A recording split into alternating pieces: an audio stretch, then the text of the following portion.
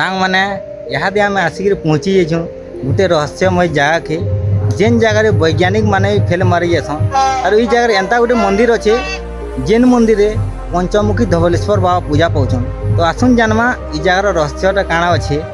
भगवान शिवंकर गोटे रहस्यमय जगार ना होछि देवदरहा।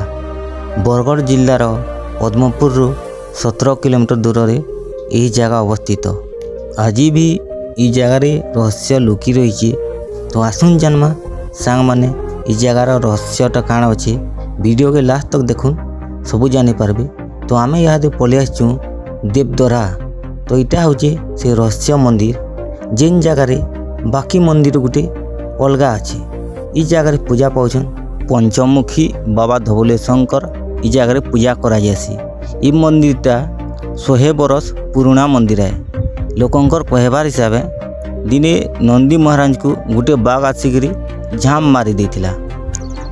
सबु वर्ष शिवरात्रि रे ई जगह यात्रा हेसी आ बहुत दूरिया भक्त माने भगवान को दर्शन करबार लगी बहुत मात्रा रे भीड़ हेसन। बजरंग बलींकर गोटे सुंदर मंदिर ते भी देखबार के मिलसी। दुईटा डंगर मझी गोटे सुंदर वाटरफॉल देखबार के भी मिलसी।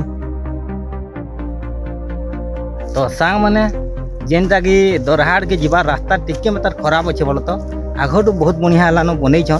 तो यहाँ मुझे आपन को रास्ता देखो देख केनता अच्छे जी जेन मैंने भी रास्ताटा बनईछन ताको बहुत बहुत धन्यवाद है।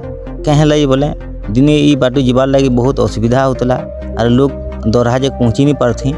इटा होचे से अद्भुत चमत्कार दरहा जेन दरहा उपरू कैंसी हेलिकॉप्टर की एरोप्लेन भी उड़ी कर जाई नहीं पारे।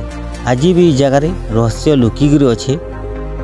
लोकंकर कहबार हिसाब दिने ई जगार देवता माने रहूतिले 7 बहनी रहूतिले। तो सेतिर लगी ई जगार ना होची देवदरहा। बरगढ़ जिल्लार गोटे सबुठुरु बेस्ट पिकनिक प्लेस है। सबु वर्ष ई जगह के लोग बुलवार लगी आसन और दूरिया भी पिकनिक मनाबार लगी आसन। जेन मैंने जदि नहीं देखबार थाल तो थोड़े आसिक जरूर देखुन देवदरहा के विजिट करुन। तो आज वीडियो एतकी है। वीडियो यदि भल लगला बोले चैनल के लाइक शेयर सब्सक्राइब करवा बिल्कुल नहीं भूलबे।